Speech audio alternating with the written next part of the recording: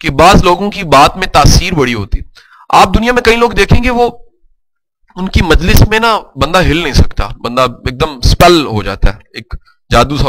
دنیا میں بعض لوگ ہوتے ہیں, ہمارا ایک استاد تھے, پروفیسر تھے یونیورسٹی انجینئرنگ کے اندر, تو ہم اپنے سارے کام ان کی کلاس میں بیٹھ کے کر لیا کرتے تھے, حتیٰ کہ سموسے بھی اسی کلاس میں بیٹھ کے کھا لیا کرتے تھے, ان کو پتہ ہی نہیں لگتا تھا. جی ایک دفعہ سموسے ختم ہو گئے, چھوٹے چھوٹے سموسے کاغذی جو ہوتے ہیں ختم ہو گئے, تو ہم نے ان کی موجودگی میں پیچھے سے ایک لڑکا نکالا اور وہ سموسے لے آیا اور وہ کھائے. وہ سارے کام ہم ان کی کلاس میں بیٹھ کے کر لیا کرتے تھے.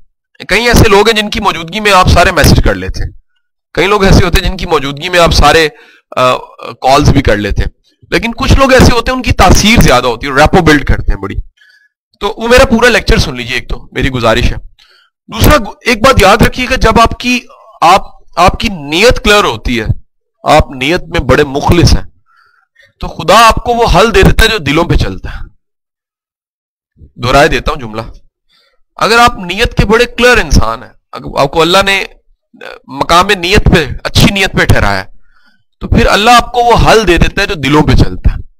اور وہ ہوتا کیا ہے کہ آپ کے سننے والے کے دل میں گداز پیدا ہو جاتا ہے. دنیا میں ایک بڑا آپ کو میں عجیب سی بات بتانے لگا, مزے کی انفارمیشن بتانے لگا.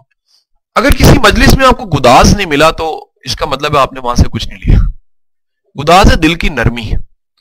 اگر کسی عالم اور کسی بڑے انسان اور کسی اسکالر کی مجلس سے آپ گداز نہیں لے کے گئے, آپ میں کوئی رحم کا عنصر پیدا نہیں ہوا, آپ میں کوئی عاجزی نہیں پیدا ہوئی, آپ کی آنکھ میں نمی نہیں آئی, آپ میں کوئی کچھ بدلنے کا جذبہ پیدا نہیں ہوا, اور آپ کا خدا پہ توکل نہیں بڑھا, آپ کا ایمان نہیں بڑھا, آپ کا قرب نہیں بڑھا, کہ میں احساس نہیں بڑھا کہ یار وہ میرا رب بھی ہے.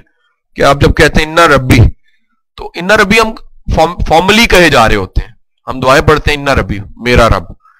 ایک دن ایسا آتا ہے کہ آپ وہ انا ربی کہتے ہیں تو محسوس ہوتا ہے کہ واقعی وہ میرا رب ہے. وہ جو کسی کی مجلس میں میرا رب ہونے کا احساس کہ یار وہ میرا بھی رب ہے, اگر وہ بڑھ جاتا ہے تو اس کا مطلب ہے وہ ریپو بلڈنگ ہے, اس میں کچھ ایسی چیز ہے جو گرفت کیے لیتی.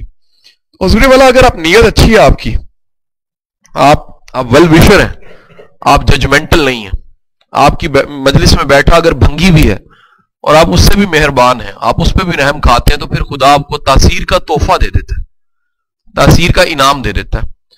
پھر لوگوں کے 100 بار کہنا ایک طرف ہوتا ہے, آپ کا ایک بار کہنا ایک طرف ہوتا ہے. دنیا کہہ کہہ کے تھک جاتی ہے, آپ ایک بار کہتے ہیں کہ صاحب میرا خیال ہے سچ بولنا چاہیے, دل کر پڑتا ہے سب کا کہ بولنا چاہیے, تو سب کہتے ہیں کہ جناب اچھا اخلاق ہونا چاہیے, آپ اس پہ 100 کتابیں پڑھتے ہیں اور دل نہیں کرتا. لیکن ایک صاحب آپ کو ملتے ہیں آپ کی زندگی میں, آپ کو وہ کہتے ہیں کہ بھائی اخلاق اچھا ہونا چاہیے, تو ان کی ریپو بلڈنگ اور تاثیر اتنی ہوتی ہے کہ آپ مان جاتے ہیں کہ واقعی اخلاق اچھا ہونا چاہیے. تو میری گزارش ہے کہ 2 چیزوں پہ کام کیجئے, ایک تو نیت کی کلیئرٹی ہو, اور دوسرا آپ تھوڑے سے اہل بھی ہوں. میرا سٹینس ہے, مجھے بہت سی اس پہ تنقید ملتی ہے, میرے مطابق ہر بندہ مبلغ نہیں بن سکتا, جیسے ہر بندہ سرجن نہیں بن سکتا, ایسے ہر بندہ قابل نہیں ہوتا. اس کی ایک قابلیت ہونی چاہیے کہ وہ اپنی بات پہنچا سکے. یہ بات میں نے ایک دن کہی ایک یونیورسٹی میں, ادھر سارے اچھے دیندار لوگ تھے, تو میں تو گناہگار سا عام سا انسان ہوں. انہوں نے اعتراض کر لیا, کہتے ہیں جی آپ غلط کہہ رہے ہیں, ہر بندے کو اچھی بات کرنی چاہیے. میں کہا اچھی بات کرنی چاہیے, لیکن ابلاغ کی سیٹ پہ بیٹھنے کی اہلیت ہے. میری گزارش سمجھ رہے نہیں سمجھ رہے؟ مومن مسلمان اچھی بات کرتا ہے, میں مانتا ہوں, لیکن ابلاغ کا حق اس کو ہے جو اہل ہے. گزارش نہیں میرے سمجھے؟ مثلا ہر کوئی کہہ سکتا ہے ڈسپلن کھایا کرو, لیکن آپریشن نہیں کر سکتا, وہ سرجن نہیں کرتا. اس طرح ابلاغ ایک ایکسپرٹ بندے کا کام. وہ کہتے ہیں ہم نہیں مانتے. میں نے کہا جی اس کو تو 2 منٹ میں ثابت کیے دیتا ہوں. تو میں نے کیا کہ کس طرح چٹ پہ میں نے کچھ لکھا, لکھ کے پہلے صاحب کو میں نے پڑھایا صرف علیحدہ کر کے. میں نے کہا اسے پڑھیے, اور پڑھنے کے بعد آپ نے 7 والے صاحب کے کان میں بتانا ہے. تو انہوں نے وہ میرے سے جو پڑھا تھا, وہ لکھا یہ ہوا تھا کہ گجرانوالا میں ایک شادی ہوئی, این بارات کے وقت پہ لڑائی ہوگی لڑکی والوں اور لڑکے والوں میں, اور جب لڑائی ہوئی تو وہ لڑائی بڑھ گئی, اور آخر کار لڑکے کے والد نے معافی مانگی اور صلح کر لی, اور رخصتی ہو گئی, لڑکی لڑکے والوں کے ساتھ چلے گی, اور ختم. کہانی اتنی سی تھی. تو میں نے کہا جی آپ دوسرے کے کان میں بتائیے, ان کے کان میں, ان کے کان میں. آخر میں صاحب بیٹھے تھے, میں نے کہا میں آپ سے پوچھوں گا. تو جب وہ آخر والے آئے تو میں نے ان کو بلا ہی لیا سب کے سامنے. تو میں نے کہا ذرا بتائیے گا. تو انہوں نے بتایا کہ گجرانوالہ میں ایک شادی میں 2 قتل ہو گئے اور لڑکی کا والد شدید زخمی ہو گیا. لڑکی نے شادی سے انکار کر دیا اور لڑکے نے پسٹل نکال کے کہا کہ اگر تم میرے ساتھ نہیں چلو گی تو میں اپنے آپ کو گولی مار لوں گا. اس کے بعد میں نے وہ چٹ نکالی جو میں نے پہلے صاحب کو پڑھائی تھی. تو میں نے کہا یہ مجھے بتائیے کہ اس پہ کیا لکھا ہوا ہے. تو اس پہ لکھا ہوا تھا کہ گجرانوالہ میں شادی میں تھوڑا سا اختلاف ہوا, بعد میں لڑکے کے والد نے معافی مانگی اور شادی ہو گئی. مطلب میں نے کہا اسے کہتے ہیں انسانی ملاوٹ, مزاج کی ملاوٹ. حضور بعض لوگ اخلاق بھی پڑھائے نا تو بد اخلاقی سے پڑھاتے ہیں اور بعض لوگ بد اخلاقی بھی پڑھائے تو بڑی اخلاق سے پڑھا جاتے ہیں.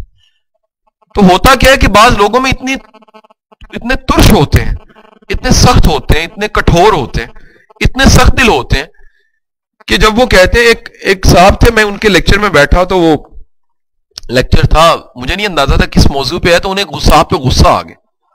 بیٹھے بیٹھے موبائل آن تھا ان کا تو وائبریٹر پہ نہیں تھا, بولا تو انہوں نے پورا لیکچر چھوڑا اور بڑی بد اخلاقی کے ساتھ انہیں کہا کہ تمہیں بیٹھنا ہی نہیں چاہیے تھا. اور میں حالانکہ دنیا کی تمام طرح کی جو شرمندگی ہے ان کو دے دی.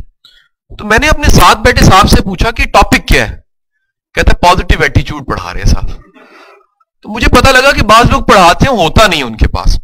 تو حضور یہ دین ہے نرمی کا نام, دین سختی کا نہیں ہے. اس میں بعض لوگوں کا مزاج ہوتا ہے سخت, جب وہ دین ان کے پاس آتا ہے دین سخت کر کے بیان کرتے ہیں. جب دین سخت بیان کرتے ہیں تو اس کا نتیجہ یہ نکلتا ہے لوگ سمجھتے ہیں شاید دین سخت ہے. اب بات سمجھ رہے کہ نہیں سمجھ رہے. ایک صاحب تھے تو وہ انہوں نے خواب دیکھا, بادشاہ تھے وقت, خواب دیکھا تو اعلان کر دیا جو تعبیر بتائے گا تو میں اس کو انعام دوں گا. ایک صاحب آ گئے ان کے پاس, انہوں نے آ کے کہا کہ میں تعبیر, بوڑھے تھے بزرگ تھے, کہتے ہیں میری 70 سالہ زندگی تعبیریں بتانے میں گئی. وہ تعبیر جو ان سی انہوں نے بتائی کہ بادشاہ سلامت, آپ کا خواب کی تعبیر یہ ہے کہ